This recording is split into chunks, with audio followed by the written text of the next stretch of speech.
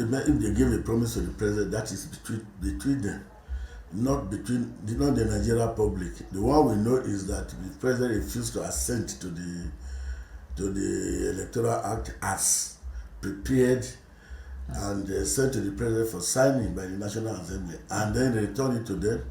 The National Assembly now said, well, the clause to be amended, they were not going to amend it. So we let's hope that the National Assembly, they are acting in the best interest of the country. Not everybody was happy about the proposed amendment by the president. It's not the duty of the president to make laws. It can make input. It's the National Assembly that should make laws. And if in their wisdom they feel that that amendment should not be carried out, so be it. So there is nothing unusual about it. The problem we have been having is we have a National Assembly that has said to whatever the president said to them. That should not be. They represent the interests of Nigerians. They are elected to represent their constituencies. And they should look at laws they are making, how it affects the citizenry, how it affects the constituency they represent, how it affects Nigeria generally. Not as it affects the interests of the president. They are not there to represent the interests of the president, but the interests of the Nigerians, of the people. Absolutely. So if in their wisdom they believe that an amendment proposed by the president should not be carried out, so be it. Now let me make it clear as it is today. There are things that are morally and ethically wrong, which we can all condemn. While there are things that, though they are morally and ethically wrong, but they are legally sound, they are legally okay, nobody can query them, the law agrees with it. Now, if you look at the issue between elected members of the Houses of Assembly and then the elected members of the executive, they are separated by the Constitution. Why the Constitution says that if you are an elected member of a House of Representatives or House of Assembly, of a state or a Senate, you resign from your party, then you forfeit your seat, you are deemed to abandon your seat, and that seat can be declared vacant. But it is not so stated in the Constitution with respect to executive. That is, when I say executive, that is governors and deputy governors, and the president and the vice president. So they are not the same thing. Why you may say yes, once you are elected under a political party, it's wrong for you to decamp that party to another party while you are still holding that office. You may say it's morally and ethically very wrong. It's condemnable. But if the Constitution permits it, right? So if you hear they declare members of the House of Assembly or National Assembly seats vacant because of defection to other parties, they are doing it in accordance with the law. Okay. But in the case of the governor, deputy and president and the vice president, it's not so stated in the Constitution. It's not stated like that. Once they defect to another party, their seat becomes vacant or they should be removed. It's not so stated in the Constitution. Notwithstanding the decision of UMAHI's case. That case, I would not want to make much comment about since it's already on appeal. But it's not in accordance with the spirit and the contents of our laws. Politicians these days, they move from one party to the other and with impunity, with not as immorality. So he was looking at it from the moral point of view that politicians, what they are doing, if it's allowed to continue without a stop, it will derail democracy, where party you are elected under a political party, tomorrow you move there to another party without any sanction. That's why the controversy in this UMAHI case, Yes, sir. because the law, they only rely on Ameshi's case. The law does not say so. So if we look at, if you look at what the law says, a candidate in the past used to be, if you are sponsored by a political party, of course all candidates in Nigeria are sponsored by political parties. If you are sponsored by a political party, the vote cast are for that political party. That was what gave rise to the decision in Ameshi's case and INEC versus Faleke's cases. But the Supreme Court has since moved away after those decisions to now say that yes, the vote cast are for the individuals, not for the political party. So if you sponsor candidates, the vote cast are no longer for the political parties but are for the candidate himself. That was the decision of the Supreme Court in the case of Ozogbashi versus Amadi, which was decided in 2018 by the Supreme Court. That they reversed the case, the decision in Amechi and Amechi and the Faleke's case. And this is what the Supreme Court say, part of the judgment. I believe the Supreme Court has laid to rest the contention that it is the political party which contests and wins an election. In CPC versus Obugadu, that was decided in 2013,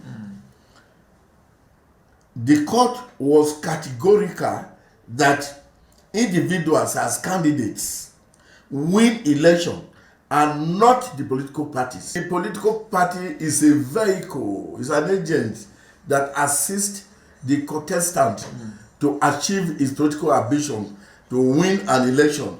And when you win an election, you win as a legislator or as a senator or as a president or as a governor. So the party does not go and occupy the office.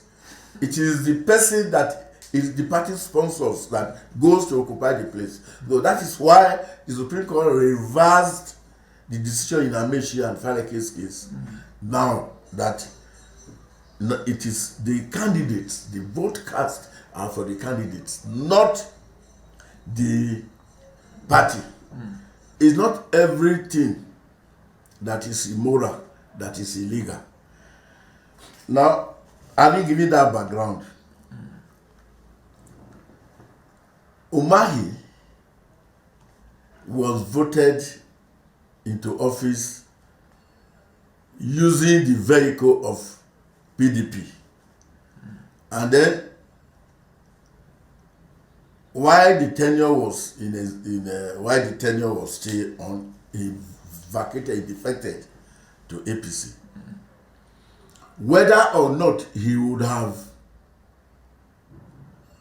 succeeded if he had contested the election that brought him into office with APC, under APC, it's a matter for congestion. We cannot, nobody can say. You know, some people can win election based on their personal their integrity, their personality, their influence, their wealth. They can win an election not because of the party. Why some people will say, idiot man, I don't know him, but I will vote because it's in PDP, I vote for him. As rightly said, PDP is a predominant party in the East. But for somebody to use the vehicle of the PDP to win an election and then you go and cross over to a party that will not have won the election, is immoral, it's unethical. So On that basis, we can commend this judgment.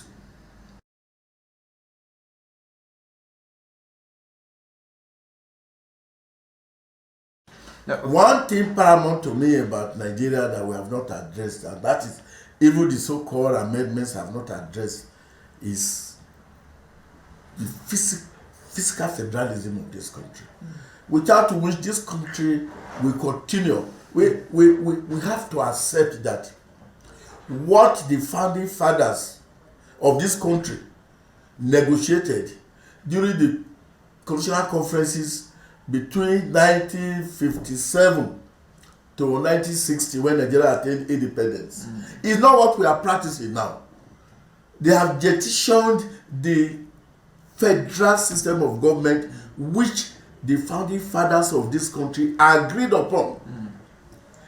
They all accepted that this country is a diverse country, both in terms of ethnicity, religion, culture, historical background. We have there are differences, but if we must come together, it must be under certain conditions, and these conditions were spelled out in the 1960 and 1963 constitution, which have been jettisoned.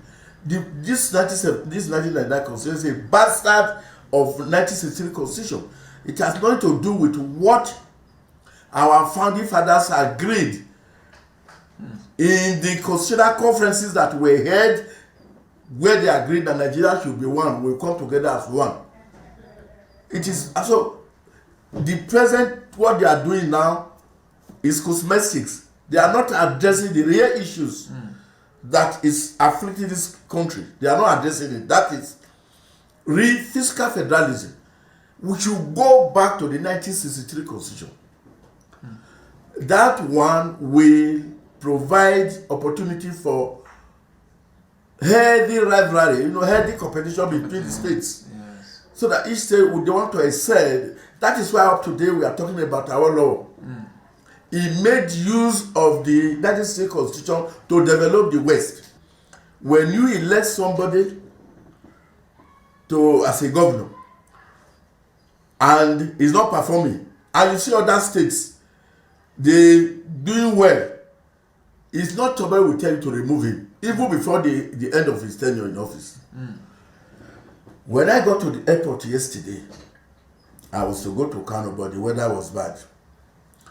When I saw the Akwa Ibom stand, and as people were rushing there to buy tickets to fly here and there, then I look around. I didn't see any other state having a career airline.